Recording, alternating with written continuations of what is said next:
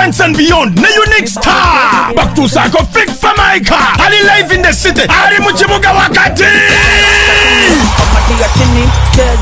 Lugogo cricket over. Abri Mukaga January Shinze Mtwale Bili. Yende Mtwale Tane Mezi ya milioni 3. Saturday ngabili Musambo Buhinga Stadium Fort Porto. Shinzo Mtwalo Gumu. Oro kusande ngabili Munaana Hidden City Mitiana. Wa Mtwalo Gumu. Flick for Micah agenda kusabule ndongo nojo ulila. Nkola ya fresh boy. Flick for Micah Lugogo cricket over. Abri Mukaga back to Sibwako. Hamataga Jessa. Move it. Kagwira Sports Betting. Convilla Tours and Travel. God Best Entertainment. Newman Zabakuriro Mpwachi. Is ordering your stock from China, Turkey and Dubai stressing you so much? Is it taking you months and months for you to get your stock? Just 1, 2, 3 and trade like a boss you are. 1. Talk to Iran Global Logistics on 0740 152 331. 2. Let us know whether it's sourcing or sending money to a supplier that you would want. 3. Enjoy our unmatched customer service. Trade like a boss with Ryan Global Logistics. Find us at Nabugabo Street, BBC Building, room N412. Call us on +256 740 152 331 or +86 180 723 935 15 or +86 132 502 156 85 or visit our website on www.rangloballogistics.biz. Rand Global Air Express Cargo. We move anything, anywhere.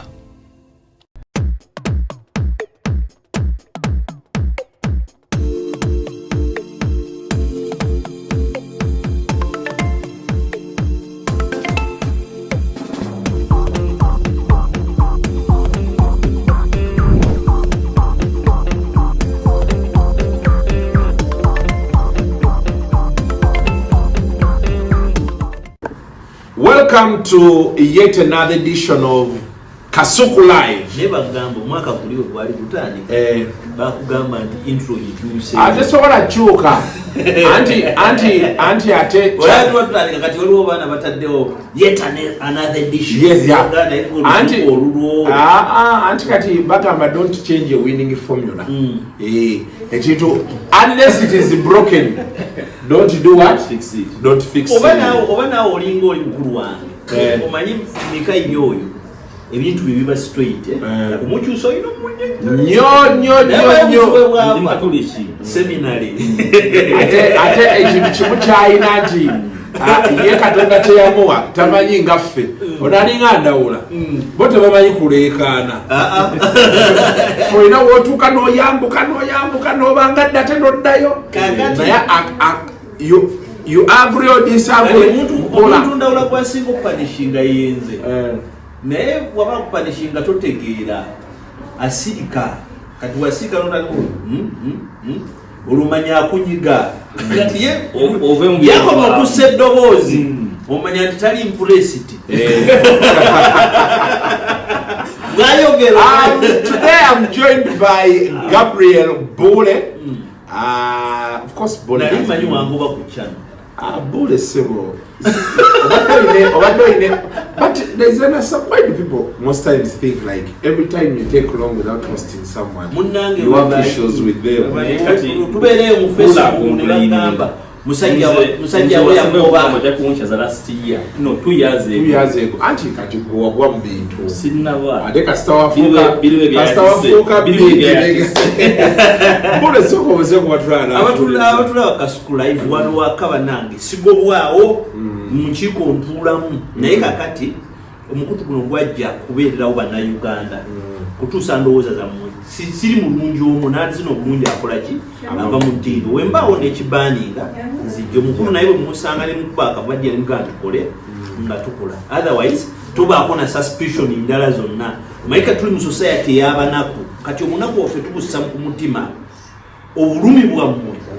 bwaffe ne twagala obujjanjabisa n'obulumi obwaki obwabalala kati abantu babeerawo omuntu ne bwawasa oli ekikuja naye bakyawagana ddi ekitegeero oli bwagula emmotoka eyo bajja jibba eyereja kugira omupiira era kyobola ne mugenda ku mukolo wabaawo muliwo fa bajotula munda tibujja kulya mumuzereti kakati ebintu ng'ebyo tubeereko kofeya tuleme n'okubeera tubeereko positive ebintu ebyo bw'olaba ng'obyogera ntibikusanyiza naye tibyongera kunyika mmeeme gwe bw'ogamba eno musanyufu obulamu bubeera mu maaso otherwise mbatumiddeko mu mikwano gyange abali mu UAE mu the Gulf awo obwenzi obuli eyo wabalabye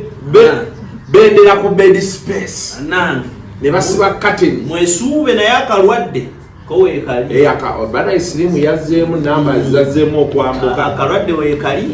bannaffe abali mu America, Canada, Flavia Namulindo ankutumiddeko nnyo ali atya fuula gyali ne case official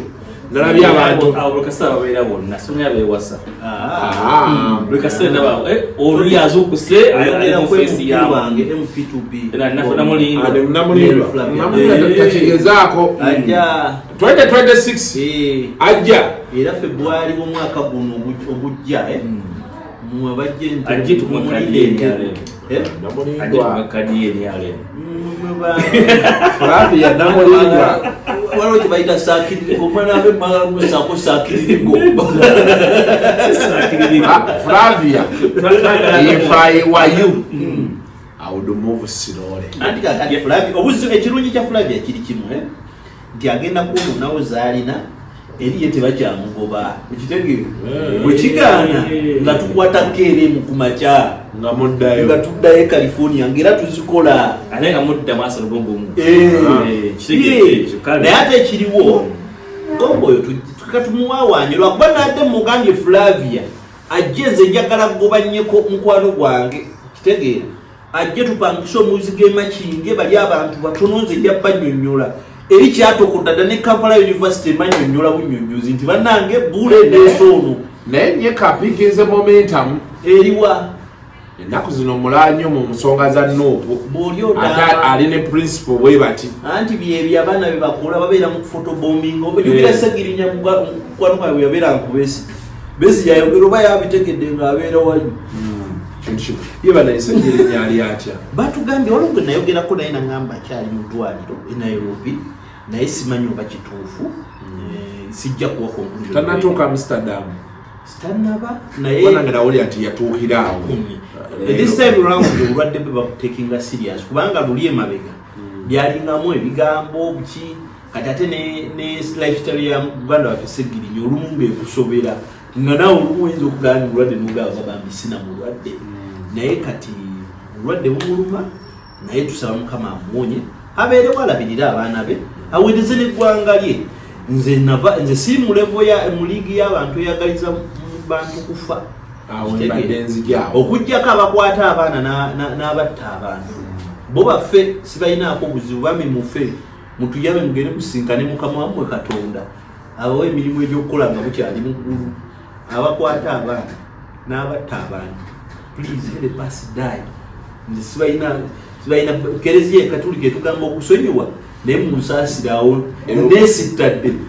katuliki kunaaga naye nakyali ddala ewo webadde nzija on my right is Mike Segawa nakolako naye ku Daily Monitor n'avaawo nze nga nkozeko naye the Sunrise newspaper yaliko mu Sunrise ebiseera wetwabeererawo ne Gobi ate CV ennene Michael Mayi yatembeeyako ebina Uganda watembeeyako ebina Uganda naye gundi okyamuwulizaako Ramadhan Gobi bwe muweereza message tayogera nange naye bwe mugamba nti nno nyina obuzibu ewaka waliwo eyafudde ye bamuyita kakadde kagirawo tata bwe yafa ne muganda wange abadde asoma simanyi kiddako buli semester webadde etandika ngamba zigulayo mmeka oba ziri omirunga nze bwe sizirina zigirawo era rama sirina kyenkubanja ajati yakundekera ajati byatansasula byonna obisasudde era kati message engendo muweereza nga nangenda kwanjula era nkasubira akazeyi kajja kujja kazulu oba kati omuganda akakaddeko kagenda kujja mutieni naye kuno omuganda omukazi yava mu Sunrise Buule ogenda kwanjula ngenda kwanjula ngenda kuja omwezi 17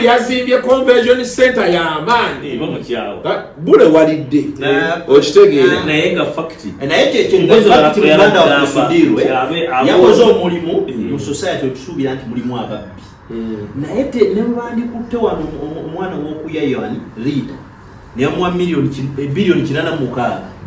Okuzimba ekyo kiwe house n'akiseekamu obutebe ne fula. naye yandikoze eki yandikoze lwakuba tuli mu society omuntu asobola ozibbira ddala nayesoberwa so Dr. Sudir I give him credit yakoze oba yaliddeko obuvunanyizibwawe naye yadelivalinze kitegeera nze awali ekituufu nkyogera awatali kituufu era luli nagamba abantu ne bagamba nange musumba bugingo emmotoka bagigubya amasasi walabyeko ebituli togamba nti drill angambye ezibakwadde nzibu nze bugingo tamanyi nti oba ndi mumpi oba ndi muwanvu bugingo n'amanya gange gombi takola ki tagamanyi ne mukyala we tandabangako yadde mulabye ebbanga ekitegeeza tebamanyi nabinkwata mukyala we namusomesaako n'essimu yange tebakola omubuuzi mugambe brother Mike Segawa owa yali ku namaliga bombo St. Mary's oba omumanyi otomumanyi ojja kuwuli naye yali ati that is confidential Juliana came out to make a tweet okay yakola video ngagamba people tulina okubeera ne empathy tweyagaliza ebiki of course she didn't say she was referring to Bugingo's situation but most people have chosen to interpret it that way backlash gyafunye abaana envuma gye bamuvumamu ku social media how did we get here so in our society ensobi gye tukola kulowooza tusobola okugayanga bwe tufuwa olwa it is very dangerous to chew and whistle kitegeera bw'ozimba obulamu bwo abantu bakufuna notandikidde ku Juliana nti Kasuku singa yayogera ebigambo ebyo byandibadde nnumu onfuna nti ebintu ebyo singa Bobi Wine yabyogera byandibadde nnumu oba Tamale mirundi oba Junior mirundi byandibadde nnumu naye kakati bw'ojjanga gwedesigninga nti bino ebyobufuzi sibyogerako ndi musirise nkuba ndongo yange nvaaya okusimayiringamu mumanye society mwetubeera nti kyoyogera olina okirowoozaako kyeva ngamba nti abantu bali mupapulikayi mufube ekintu kimu mufune abantu ababoogerera oba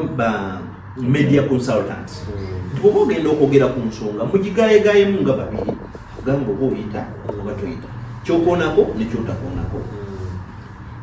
muganda Mike Segawa alina abantu babeera nabo basubscribingako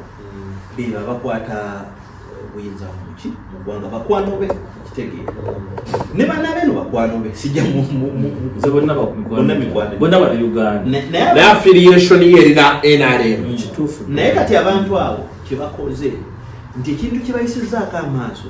nti wana abantu balina obulumi mu mitima nali ngamba abantu no Mike amanyi famire yamanyi n'obulamu entambudde nti taata yalwala n'alwala oyo namukubira ne mugamba mukulu lwadde naye tuli wano n'ambulance tukola ki tugirina kitegeera Amelia kyambadde yatuwa ambulance era wasaidi yaabwe kitegeera bw'amala ogituwa ne tusonga ne kitaffe dwaliro ku dwaliro ku Kampala nga mulaba ebigere binnyogoga biggwamu omukulu nga tunoonya oxygen ne tutakola ki tutamufuna ng'ekizibu kyaffe sisente naye nga tunoonya ki oxygen bamutulagira kisubi olaba nga otuukawo mu butyo ogenda ku ddwaliro omukulu n'akola ki naggwamu omukka kati ffenna abafamire abaali mu gundi abategeera olowooza obukyayo obutuukuba ku mutima si kyekyo kyokka ekyondesenga example tuli mu society omuntu gyakeera ne bakwata omuntu ne bamusiba n'abulawo famire nesigalawo nga bali awo balinga bamulekwa temumanyi muzadde gyali kibalama temumanyi gyali nga kiri nnomo life is going on nze bwolaba mbaddewo era ndowooza ne munaku nga bbiri ngenda kusindika fizi w'abaana wa lutayo Olivia nga bamu bakono bakola ki banyambako naye anti bwe buli lw'omulaba n'abaana bali emutima gwakola ki gwamenyeka ati ne balita Olivia ekyo tekikola ki tekiri gwawo kati out of the very many countless things tulina n'abantu abaasibwa ku paapa ku Clinton abataddanga ezo facts gyeziri nti tusizeemu obukyayi vane ku byokwesiba nti omuntu akeera ku makya wano n'asoma waliwo wano omwana ali mu kulaba ngafuna degree naye nga ali mukoza sepiti okitegeera ali wali babayita batya baba ali wali bwa mucunga naye nga yasoma mulire gwanga omwami omwe akola mu parliament kyannaku nnyo oyamumanyi assistant wa akola mu office ya speaker yateeka okuba mumanyi wakolako naye yampeereza ebifaananyi nangamba njagala onkolereyo tweet ndiki Mukono yafuna first class degree mu ICT naye tafunanga yadde ku mulimu yadde ogwokwoza ali mu office ya speaker agamba Buule a random reporter, news reporter to influence for an ICT first class graduate from academy to get a job. How did we reach there? Dr. Otile yatadde tweet ku mukutu gwa X natulaga omuvubuka omuntu omu ng'anoonya musawo akozesa kayunga medical doctor agende kayunga akolere 1 million nga mu okusula n'okutambula okitegeera a nurse okay in Ohio, a state of Ohio or California, go to check out the site. Akolera 1 million in 3 hours. Feddo itatwagala mu kwadina kwa satu bakolera akakadde kamu. Esawa yalo olako mulimu dokito bwa nurse. Oyinza ofuna ekisawa ky'abakozi kiki kiramba. Kati obulumi buzenga bupayinga ku bintu bingi. Osanga mu police. So Buule, how does that relate to whatever to bad day? Nzija nti abantu balina obulumi bupayinze ku bintu bingi mu society yonna abantu baba n'obulumi waliwo ebintu ebibaawo ekisooka kulwana ekyokubiri kwekalakaasa ekyokusatu kweyogerera kati bulwazibikira eddembe erimu waliwo ebintu bibaliza otingatu nti abantu bawano tebasobola kukwata muntu abantu bawano tebakyasobola kukola ki kwekalakaasa kiki kye bakola they found solace in social media nti omuntu aba n'obulumi bwe bamugamba nti Kasuku yafudde n'agamba nabo bafeeko Kasuku oli wano gwe nolowooza mbwe ensi ekwagala naye olwa alowooza nti gwe essente ze ezabula ku nnyina ne kitaawe wazirina okitegeera nti kati obulumi abantu bwe balina bakozesa obulumi bw'abantu abalala okukakkanya obulumi bwabwe nti kyannaku nnyo tetwandikirabyeko okitegeera oyo mulaba tetuli mu bracket yeki yemu nayo yakimanyi nti fwe twasomeranga Masaka wawa nti omuntu bwafa ku kyalo okuli essomero school doesn't work abaana abali mu ssomero ebyo bagenda kukima mazzi kuwata mmere na kuyola ttaka ku ntaana si bwe kyali okitegeera nti we shared pain as public but today omuntu alwalamu lumu nga bateeka onabeera nnyo ku X nga bateekayo abakazi abawaata emmere n'emimbo gy'emmere omwana anateekako line essaawa yonna okitegeera kati waliwo kana akaloboozi akajja kubaawo ku TikTok bateekayo kigozi nga bakulaga people are eager to see who is dead, who is suffering. Ekyo kikatinga cross si kukufa kokka. So you feel that happens because people are frustrated. Wait a minute, Kasuku. You are an entertainment journalist. You are a typical arts journalist. Mwogena mu kivulu nodda ku show yo oba onaona mu public domain kiki kye bakubuuza kyakoze oba tekyakoze naye nga bakubuuza tebafaayo nnyo nti oba bawagira omanyi kye bafa bagala wulira ti kyaganye kye baagala okuwulira nti sho teyayingidde mu bantu basunge nti kyoba olaba omuntu abeeraawo neebuuza nti naye omusumba ye abeera atya n'emmotoka eriko erinnya okitegeera omusumba ye abeera atyawo ng'akuŋŋaanya ssente zaffe takoze kino na kino nti omuntu n'atasabiramu eyo kyaki n'amwakyuzinga kati olaba sorry mbadde saagala nnyo okwogera ku bintu bya pasita mugimu omanye abasinga okubanja Pentagon si balokole tebagenda nkomu kitaki ya bugingo tebamwangaladde n'ekikumi n'abaziwaayo tebakomplainingangako naye okuba nti abantu atuuka naimagininga how can someone wake up in the night make money to give someone okay to build a church, and the church didn't come out in 2 days. Kubanga bibakola ki biba assuming that we are sharing pain, we have pain, which pain we are easing out what differently. Musenda n'omuntu akwata kabalangulo n'akakuba munne ekyo kikoze eki kibalemye amaloso okufuna ku Buule katuze Buule student wa psychology era alaba kikulu nnyo buli woba mulina omulwadde n'ofuna ddala ekimuluma kiva kuki bw'okola misorganization n'ogamba noono Buule omutwe gwali gumuluma n'omugamba ne kati typhoid yamulwadde kasi yamuluma oba ogenda kufungwa eddagala ekyamu musaekeza n'okumutta ekinoba na Uganda agaya bulumi waliwo obulumi mukulira okwanga empulira Buule gamba kwaba kuli ku gavumenti wabadategeeza simanyi ku gavumenti n'abali mu gavumenti oba actually ndaba n'abatali mu gavumenti this guy nga basympathizinga ne gavumenti example nti nno katika suku okubanga olina show yakasuku successful kiruma abantu abamu waliwo abalowooza nti nze mpagira gavumenti eriko nze nandibaddeawo naye nze ndowooza juzi walina wano omuvubuka ku show yo eyogera ku issue ya mental health ntambi n'amabiriza nga ogere tatebe eya mental health ddala ntambi ngutumiddeko yayogera ku y'obulwadde atulaze obulwadde bufaanana butya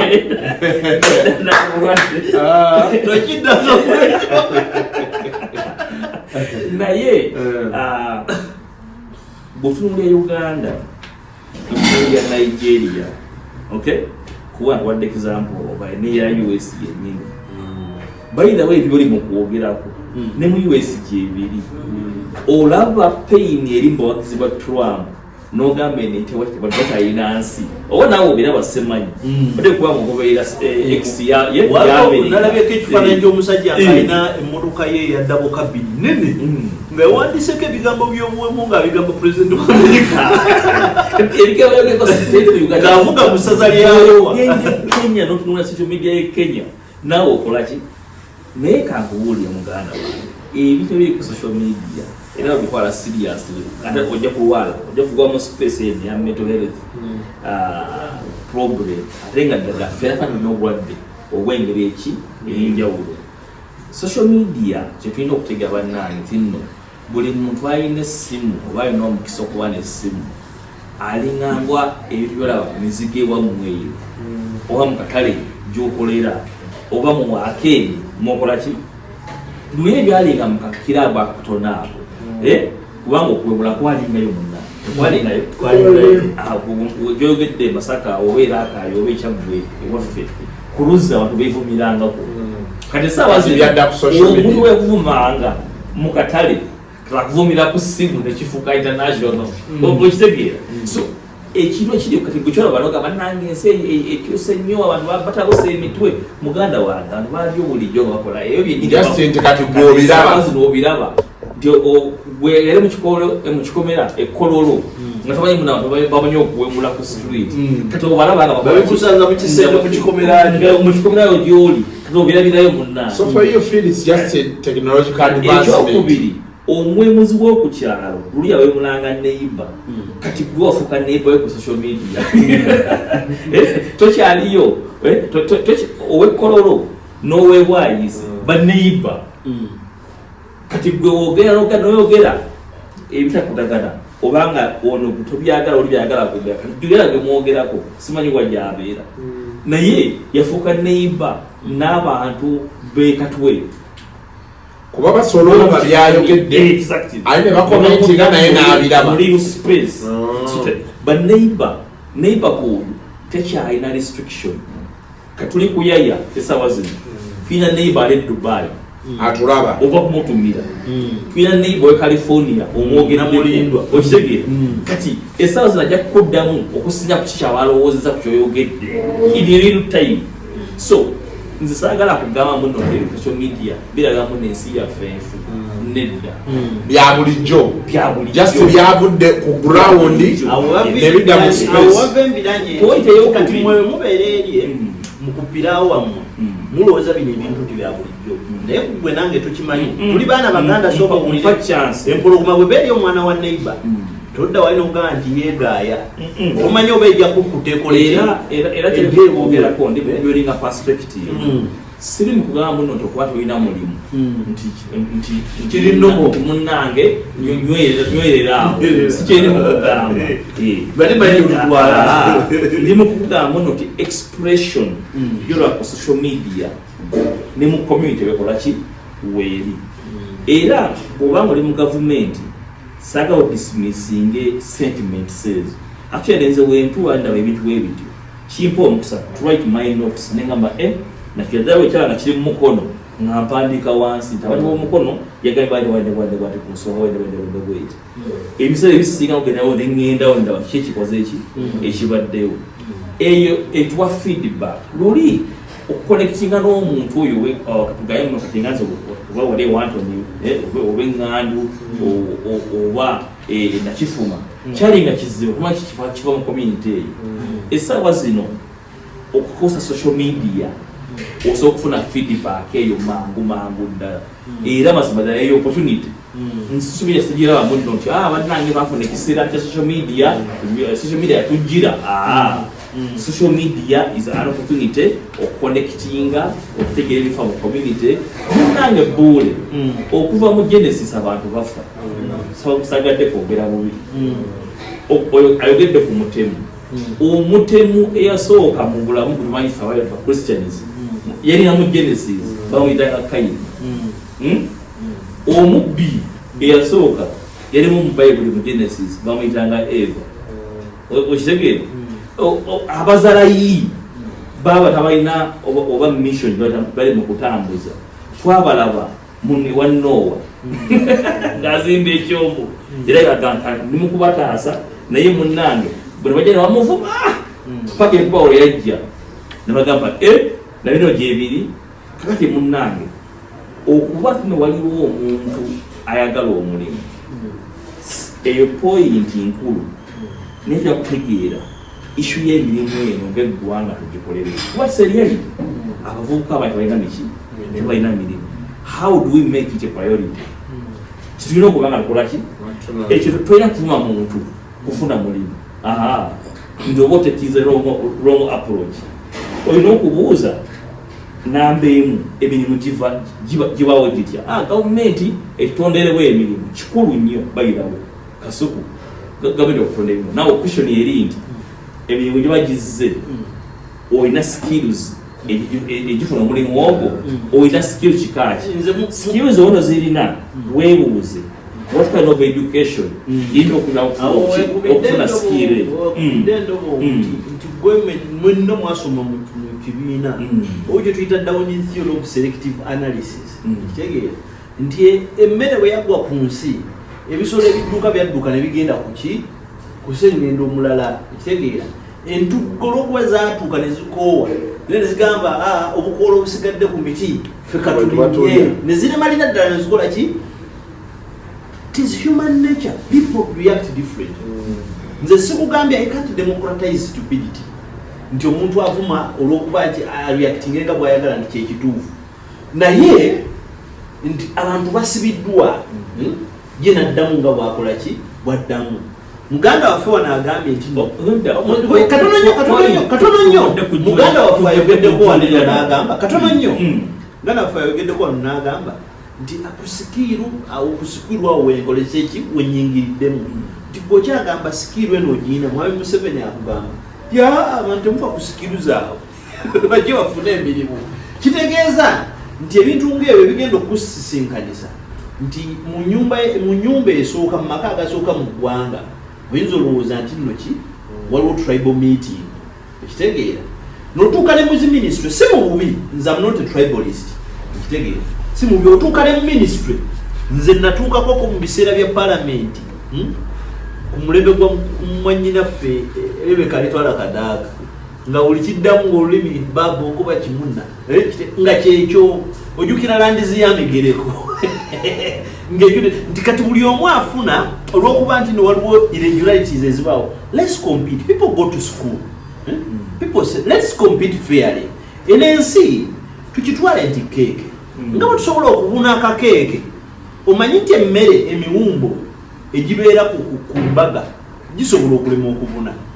naye akakeeke obudaala busatu ne bubuna. Mpozi Buule yasomera Kampala University origin mu secondary school. Secondary school mpigi mixed thesis. Kati olaba Buule sayala kwogera bubi naye njala okukula kati nno Buule yava empigi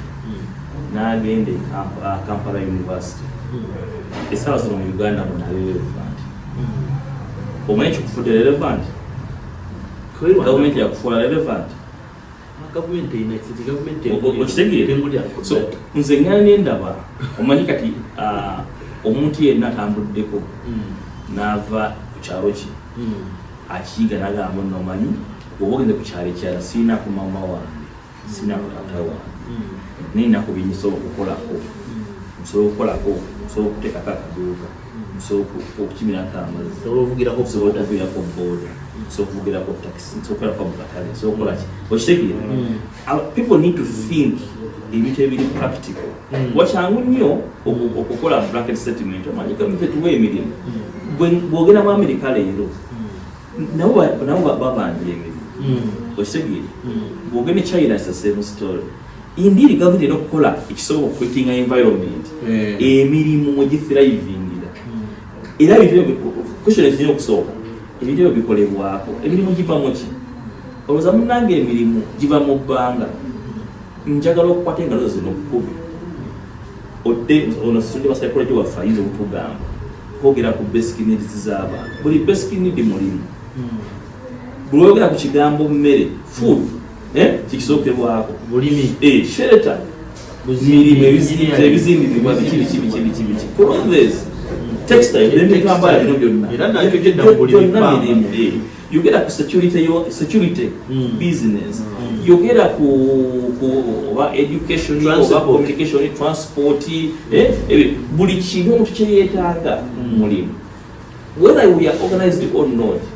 believe you me, nti bwewalera need y'omuntu waliwo omulimu okulaki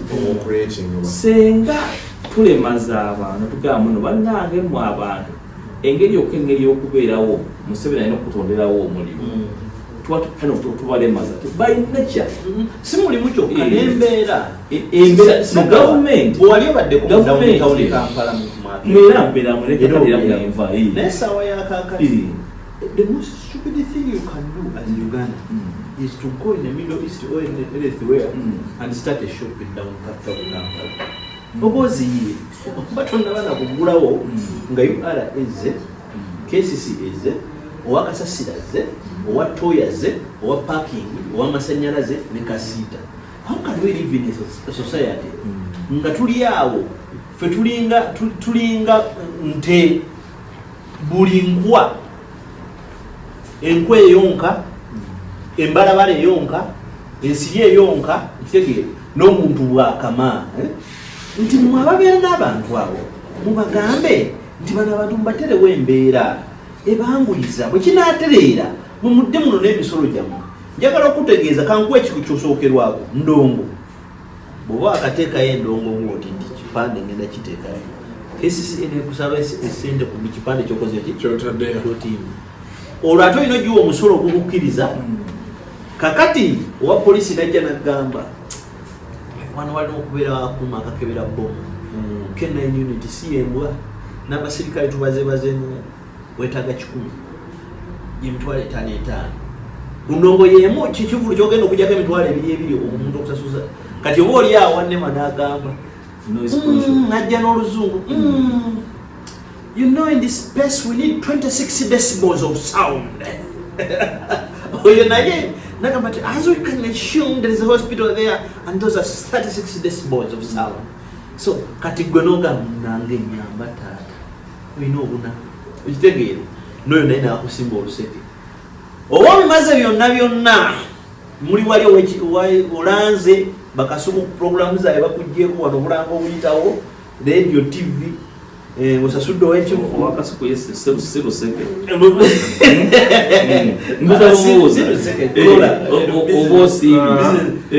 abasajja ne bajja n'embuto mu dabo kabini ne reflector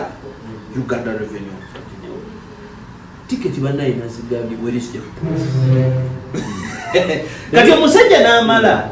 ng'ekivulu ekyalikoze omuntu kyandikozeeko miliyoni 10 kitegere naye agenda asutwaleko abaana b'ebuddo afuneko ne katiketi agenda akuleko ku bintu aleeteko wano asasule ne awusigalo ku sente eziwera nga talina naye Buule yagala ne tubeera mu mbeera kati bano balina mukwano gwabwe abeera kapeeka Buule ayogera ebintu bingi nakasukawo netubulwa tutwala Buule oyagala okubeerawo mu environment eri organized gwe kati gwambe nga gwe meya w'ekibuga kino Kampala oyagala buli ayagala okutimba show ayisemu posters buli bwamu ateekewo okay ogenda okola ekivulu tewali security name okay buli gwe kyoyita enseke wabuli service byonna kyekyayi relevant kyobongamba kyonsako kimpe byonna byogeddeko kino kyayi relevant kati oyagala bakoleyo eri emu omuntu osasula abantu abo mugulu bo bagabanyegabanyemu ensaba sente ne KCC nesaba sente nenema nesaba sente zonna za muntu point yono eri mukugamba nno kati KCCA etondewo department buli omu akolaki mwajja pool ya resources ez'agala ekivulu sije kyotole mukugamba nti obweyagala nedda ekivulu KCCA ebekozera polisi ebibeera n'aba noise pollution ebibeera n'ab'ebipande kwegambe kucharging erumu naye bwe baddako takisinga abantu bano buli muntu n'abeera tolina buzibu kyekikuliyetinga at the end of the day omuntu wawa nayagala nnyo okugamba muno ekitongole kino kyekikola kubeera nyakudirira nakyo kubanga wano tulinawo one stop centers nogera ku Uganda Revenue Authority they can do everything nga yinza kyoyagala nolajja kugamba zibya banka bindeke nyakunya banka yenyagala nja kudiringa ne KCCA nze abadde ngamba indeed there are things we can improve, but I like even this idea. The KCCA actually should take charge of everything within the city. Tichachi kujja kubanga good idea. Omuntu webusiya ebaluwa ya police ekivulwa ajja Kampala temuita basirikale temubite kubanga omuseka ogenda Ken9 indeed it's a service yataka alina okukola okusejuwalinga abantu ogamba omuntu no facility yonna wetaaga amazzi asobola egundiza amazzi wetaaga wa internet but if you internet for you want to pay for it or you have to pay for it naye can't be done mungeri organized that should be the idea. Your idea and making it affordable of part of business still kubanga nze advice you are jaina advice munyoko eri dolofe kisaka nti mumanyi tubona nga abebivu naye twanyagadde wa stop center kufa abachi obudde bwo bututwala budde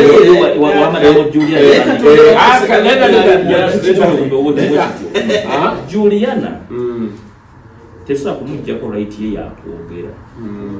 buli omu kuffe nga buli omu kujagala ani kimunyigiza mu mutima bw'abanga alaye munno kino ekyo nange kinyigiriza bwekiti lwaki gwe omujjako right ye yokuba kukyayogera nandibadde nsubira munno respect omuntu yayagala nga ali kumpewo social media tonzigyako nawe tokakola ki nziraamu respectful naye era ngaoyo bweyagamba you can't demand respect okitegeera naye Juliana kubanga abadde asirise ebbanga eno lyonna kulwo naagamba nange kinyigiza kankyogereko lwaki oba okola ki omujjako right eyo okuba kukyayogera ng'omuntu kuba kyeyayogedde kimaking a sense kigambye we can't be empathetic ikyalabye okitegeera nga nagesa okugamba muno gwe buli kimu bwekyolaba mu nsi eno Uganda kiri negative nti amakubo gakolebwa kutogalaba sawa zino era nga mwogedde ku Dr. Sudiro okukola Convention Center. nti oba UNRA yakoze flyovers zifaana they are very beautiful flyovers around here nti amalwaliro gazimbibwa nti abana bakuba moteridde oyogedde ku oxygen indeed tulina kuba ne oxygen malwaliro is a very sad affair. I felt so bad about that. Osoto wa kudwaliro oyina gamba waliwo oxygen. The assumption is oxygen yabaddewo oba ino kola ki okubeerawo nti eddwaliro bannadwaliro temulimu ddagala naye nga obuuza aba ADMS bakugambye bakoze eki otwanditwakinga eddagala weribulira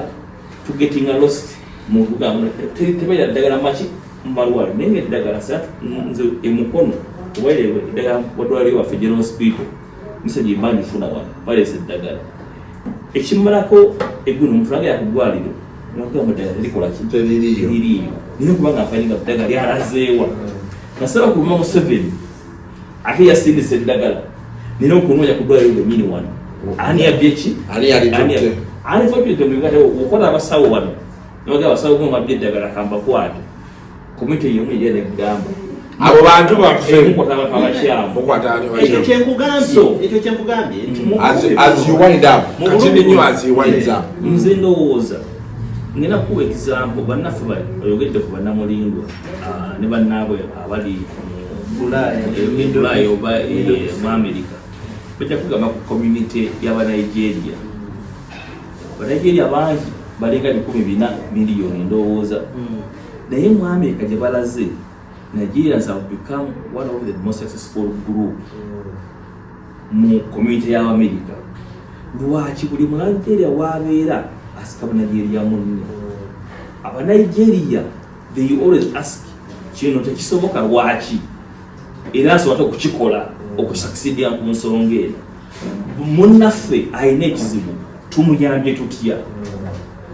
Always okugeza kwanga oteme kubo nawali ki kubo kubene ensi wayogedde ku nsonga y'okupambana we are all hustlers one okitegeera bw'oto so kutemera kubo bano bakuyaba kutuma ekubo batya so nane badde actually Africa bana Uganda n'okukyuka tulina negativity gyetekamu wano wakyogeddeko kasuku wuyo afunye views talina kubona view Buule afunye bugundi ba followers be ayingidde akakadde yatuuse yali yaguza abaki amangalo naga okumushakinga down tulabere ndi encouraging ensinge neva ku point B egende ku C tulina okwamula tulina group think eya possibility eya opportunity twetekemu kirimu no buli kimu Uganda kisoboka as long as kituyambanga community buli tunagenda mu maaso atekuba netwemenya netwekuba endobo netwetegula enkyana wonofuna kasuku nti ye president waffe omupya nga obwongo bwaffe buganya okwetegula tugenda kubeera mu binnya byebiri nze nabadde ngamba Buule tulina okukola kasawa zino ffenga abantu bali mu media twekulaba nga tu-influence kubanga media bado influence mugenda mugamba muno nti media ya entertainment education information niwe yabona ebigambo ebyo bisatu equals to influence. Whenever you are educating, you are informing, and entertaining, you are influencing. Yeah, kati gochori mu influencing atichi chigenda kuvaamu okirowoozeeko so nze summary yange ngoyogedde omusajja omugezi ate is a former editor, very one of the best I've worked with. Ate era binanti ebintu ebimu bitekebwa ombeera Nigeria yayogerako nti abantu bano nabo babeerako n'obulumi waliwo babunansinga Nigeria waliwo kyebayita kawosh scandal ekyaliyo nti abantu batuuka mu mulembe gwa oilo ng'abakulembeze ne sente ne bakola ki ne bazikola ebyabwe abakulembeze b'amadini n'abantu abalala ne bagenda ne bagamba abantu nti bano abantu baffe tulina ki babbi tetulina kitugenda bakolera mutandika okwerowoozaako mmwe engeri gye mujja mu buno obulumi nga temunnatuuka kukola ki kutwala byabufuzi byammwe abantu ne batandika okwerowoozaako n'abakulembeze ne batandika okugaa nti oyagala genda guwulidde embasi ejja kukuyamba ekitege ne batandika okukikola ki libaleetire wano eyo effort teriiwo nti eyo effort badde ogisabanya abagikola nti bw'otuuka ne ku konsula omuntu n'akuboola ng'oli bulaayo olw'okuba yasuubira teriiwo minisita w'enyalemu akoze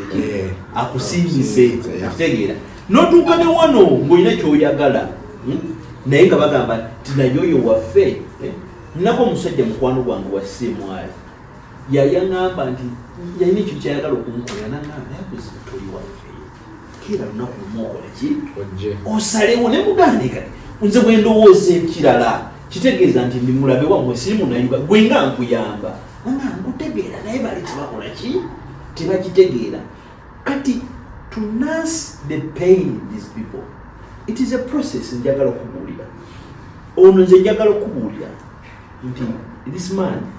has had a proud not only me kitegeera nti mulimu nawe nenyumiza Buule owandiika naye kati ono amanyi ekiseera wesasa yawuliranga weya erimu eki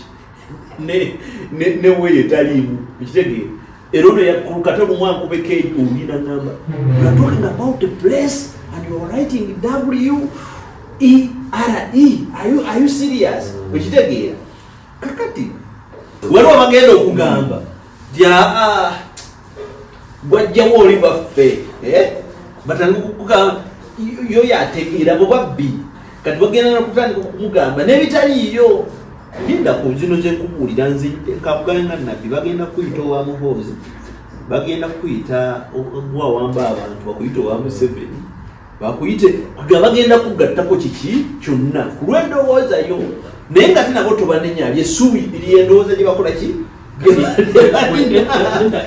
nti effort eno nkulaba ebyokoze abadde mu bantu eri mu kyalo ondaba okoze ku ttiimu bw'omupiira ogabagaba obubuzi n'obubizi ogabidde abantu obuntuntu ng'osekiwalinze kuba naye tokola ki tozirina naye kati ekibajja kikola ki kiralwa it's a process God willing you might succeed with your people of Mukono kubanga bakukkiririzaamu naye ate waliwo akikola ne batakola ki tamutegeera so nze kyenkugamba ebintu byeyogera bituufu naye we should not underscore nti abantu bano balina obulumi and it's a process tetugenda kukeera kumanya tubagambe okuheeringa tovuma tokola kino tokola ki but the good thing is from both sides NRM namwe aba opposition naffe abaabantu for the sake of Uganda okay because at the end of the day Uganda esinga NRM esinga nnoko obunene ate Uganda erina obulamu buwanvu nnyo okusinga bino ebikola ki bimuli mu kwogerako nze ngenda kula example obadde ogera ku alliances today nti senga abantu abali mu mukago gwa KY ne UPC bategeera muno nti Uganda ya 2024 egera kwefaana bweti bijje byandibadde basobola okwesonyiwa okitegeera naye abantu abali mu bitunde mu biseera ebyo ojuga biseera DP n'ebisale bewalana ne betemera emmwanyi ne betemera ebitooke ne bantu eyo Uganda balaba gyakola ki gyeyabalaza tulina okunoonya ebintu ebikola Uganda ebigeta Uganda nti kubina ebintu tetubikompromisingako ebimu ku byo nti tuli bana Uganda buli mvugo ofuna wote mu maaso Uganda munno singa obote yakirowoozaako ayina right okubeerawo nga nawe okola ki woyagala okubeerawo now it's great submission lwakuba tugiruddeko nnyo badde njagala because badde important so the takeaway is we should tulowooze nnyo how we can coexist okitegeera Buule yagamba people are venting their anger omukulu agamba let us think of how we can coexist amidst the challenges beyond ourselves ngenda kulaga example endala kasuka baddeko mu mabaala nolaba gundi olina ajja n'alinya ku muntu n'amukuulio balamukube ecupa n'amwasa omutwe okitegeera there's a time actually when twaluzinga almost a star tetumanyi ng'engeri gye yafaamu naye muze radio mu bintu eki ebyekisiru okitegeera waliwo olumu kesi yali mu gavana eyakamyuka okitegeera omuntu kasenga wali atutinga differentire ku nsonga eyo ebintu binyalabadde bikolaki byalabadde bikyukamu njagala nnyo okukyalenyiga bannayuganda tebannange noba n'obulumi obudde bugamba muno ate kati gwa munnambalaka tebugamba muno ti munnange vuma ofiire ku ki ne ku muntu gwotamanyi nti tebukugamba nti olwokuba nti nogundi ono ayiseewo nga alina akagaali kalina kuba kange weebuuze yakafuna atya nziniza kukola ki kuba kati ono kasooka omulaba twamusooka mu social media okitegeera kasabaza alina platform nene okusinga olina kujja wakasonga kasuku katogere ku nsonga eno okitegeera tuyige okukola partnerships tuyige okuconnectinga tuyige okwegomba oguli positive era abaana abava Mukono ng'oli eyo musibidde mu kiyumba bali mu galufu mukama muwuyo ajja bbawe ennaaba ab'e Mukono bonna bonna bali mu binywa batagala kubeerayo kuba banyi ababeerayo nga baagala okukola ate nga bakola bayiwe ku baana 10 naye abagenda sooka ompulire ku baana 10 abaana 95 bafunye ssente mu Buwarabu wabeerayo cases zibulamu obujjo bwe bubeera nti okuba muno emmotoka zago leero abavuze emmotoka mu Uganda oba mu nsi yonna kumi bagudde ku accident tizizabo nno ni munnange emmotoka mulekerawo okuzirinnya abaana abangi abali Dubai mikwano gyo bakola babezawo famire zaabwe bazimbye amayumba ewaabwe Shafikise badduka bakoze bafunye experiences zibakomyewo nazo wano ne bakyusa ebifo bimulimu biro byonna bino olaba obuyumba obulungi obuli ku streets zino zonna bana bavuddeyo Dubai ne bakomawo wano ne bakola obuduuka obufaana obulungi bafunye kolati zebasobola ebintu bingi ebigenda maaso mu Uganda nga birungi era tulina okulaba engeri appreciatingamu ebintu ebyo ne bannaffe bemugamba mono bakadaamu engeri bazimbyemu back their villages embadde ebusoga abaana ebusoga bangi bakomyewo balina bawerera abaana mulaba ekibuga ekikukyasa okusumukwa mulaba Masaka abaana bali mu kwedo eyo muza bavaawo babadde mu diaspora ne bakubawo ne bakyusa obuki obulamu so nze ntuubira tufunire ku birungi ebigenda mu maaso obulumi bwebuli naye bavuga what you reap what you sow bw'obanga kyosente kyokka bulumi era ojja kufuna bulumi bw'obanga osize ne kusiga ennungi eziri positive ojja kufuna bingi ebintu ebiriki ebibala birungi ebigenda okubabula mu bintu byosize it is 1 hour exactly since we began this conversation. It has been heated na ye tutera kwagala kusuka ensonga yo kubijja nayo weeri naye kye tugenda okukola tugenda kutula mu part 1 part 2 tugenda kusooka tukome wano olunaku olwaleero. It's been a very pertinent discussion kuba nalabye badde badde bakuba mugundi and it's not the first time I'm raising it. But I want to pick on different people's minds, the things that are happening, you know. They walintembyola noga naye ngomukulu bagambye yaga nti Ebya bulijjo ebyalinga ku mizigo kati bizze. So just tulina tukolagana tutya, how do we heal going forward? Buule yena agamba nti mbeera yebirese tezalinga ku mizigo baba era abantu beyambulanga oli agamba munne jangu nsange mu toyi namweyambulira nagala nabirako wano kati omutimbagano gwajja asigala mu nnyumba ye nowe nabeera mu nnyumba ye. Tugenda koma olunaku olwaleero but we are going to shoot the part 2 part 2 olunaku olwaleero simanalabira vidiyo eno FDC oba byaita Forces of Change baade bayina press conference wali e Katonga naye ne bagamba nti police badde egifoyirinze nga tejagala ebeewa. I don't know if it has gone ahead but the assumption is baade bagenda langirira enkolagana empya wakati wa Nupu FDC y'abalokwago Mugisha muntu n'abasigadde ne UPC mweri nga bagenda kubanga begatta omulungi. It's a discussion we are going to come when we see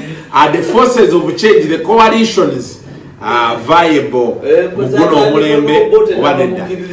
Until next time mubeere bulungi mwera.